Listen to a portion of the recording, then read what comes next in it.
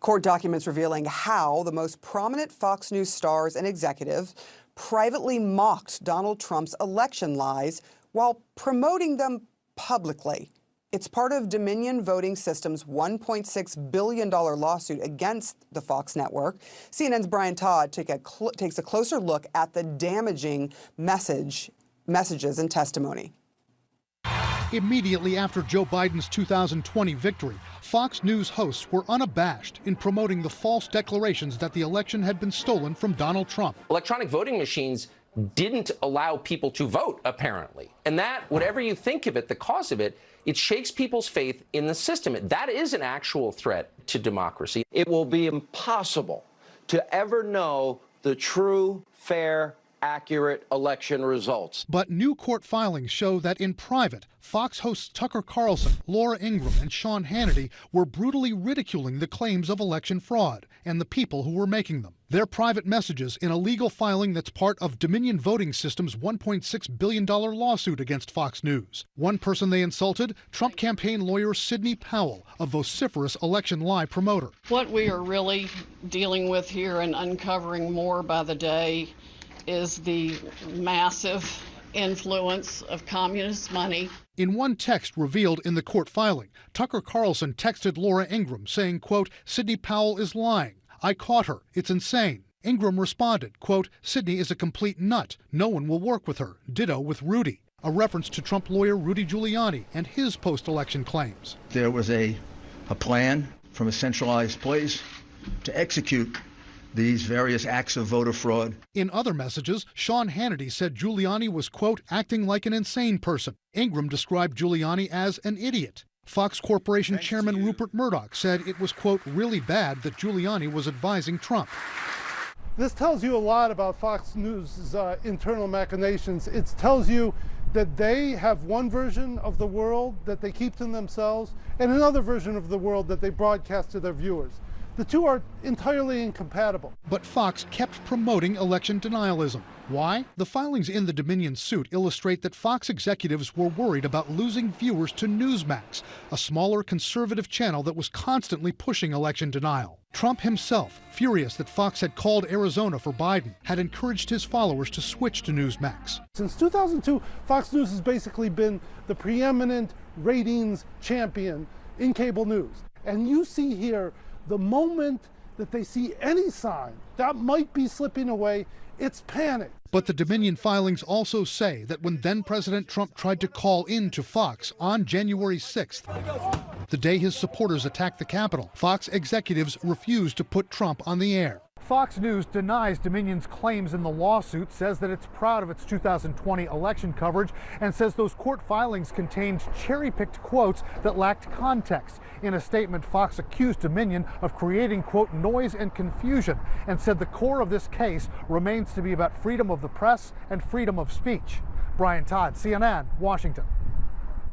CNN senior legal analyst and former federal prosecutor Elie Honig joins me now. The man never stops working. His new book is Untouchable: How Powerful People Get Away with It. You've got a new book. You're working on a Saturday. Thank you for all of that, Elie. Happy to be with you always, Sarah. Anytime for you. Can you tell me what these revelations mean for the lawsuit? So, Sarah, this really means that Fox News is in some trouble. It is really difficult legally to make out a defamation case if you're a plaintiff like Dominion is here. It's not enough to simply show that the media outlet got it wrong. You have to show actual malice, meaning you have to show that the reporter or whoever's making the statements knew that they had it wrong and said it anyway. And here, if you look at this brief that was filed the other day, it's remarkable. It opens up with just a string of quotes from leading Fox anchors and executives that use terms like we just heard in the piece, like lies, insane, nuts. I mean, that is about as straightforward evidence of actual malice as you will realistically see.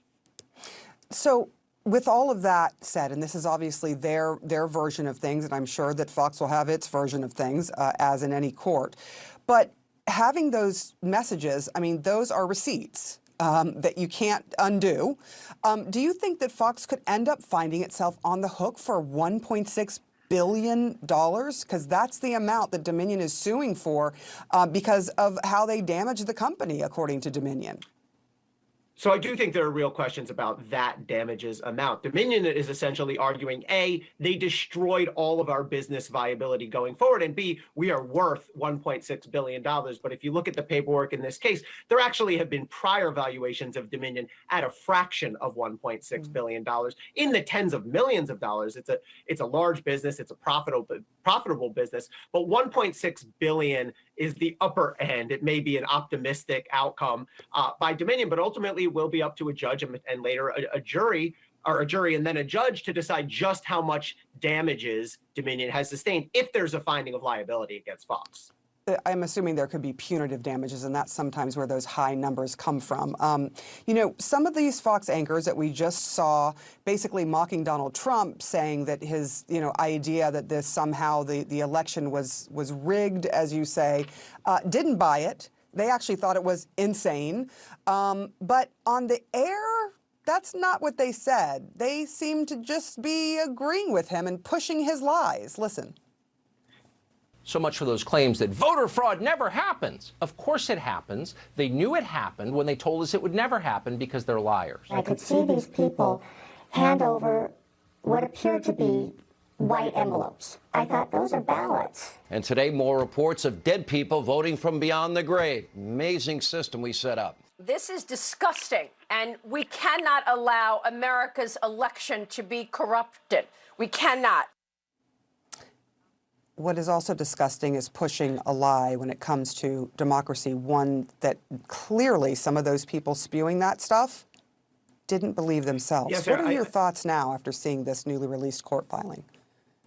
Well, I think this is exactly what we'll see if this case does go to trial, if the parties do not settle. We will see the plaintiffs here, Dominion, offering the sort of side-by-side, the clips that you just showed, put next to those texts behind the scenes, which are saying, in some cases, the exact opposite. And I think the argument to a jury is this is the definition of actual malice. It's one thing to get it wrong. The media enjoys very broad First Amendment protections. That's as it should be under our Constitution. But the First Amendment is not without limit. And the limit set under the law, really, of all states, but including Delaware, where this lawsuit is that you cannot intentionally spread a falsehood about another person. And so I think that's the argument we're going to see from the plaintiffs here. This was intentional. They knew what they're doing. And as you said, the plaintiffs here have a theory about what the motive was. The motive was they didn't want to lose ratings. They were terrified for their bottom line. So I think that's a good summary of the plaintiff's case. You talked about the First Amendment, and that is, of course, a really important amendment to us personally, but also to anyone who wants to say whatever they want to say. And Fox statement has sort of alluded to that this is all about the freedom of the press and freedom of speech, and Dominion voting systems is cherry-picking things. Does that hold water? Well, they're right that the First Amendment is very broad. They're right that it should be broad. They're right that all of us in the media and elsewhere rely on a very broad First Amendment, but it is not limitless. It doesn't mean anyone can say anything they want at any time, even if they know it's wrong, without any consequence. I see that Fox News' sort of response is that these quotes are cherry-picked. I guess they are. I mean, that's what you do in Discovery. You go through the tens of thousands of pages and you say, here's the best evidence. So if you want to call that cherry-picking, fine, but that's what lawsuits are all about. And in terms of them being out of context, I mean, the brief that was filed the other day actually has quite a bit of context. In some cases, you'll see the entire text, or you'll see several exchanges back and forth. So it's one thing to say it's out of context. It's another thing to show, and maybe they can convince a jury, who knows, that it's out of meaningful context. Well, I hate talking about the media, frankly, because we should be telling people stories. But this is a story that definitely needs to be watched because it's important. And if lies are being spewed, they should be called out. Elie Honig, thank you so much. Thanks, Sarah.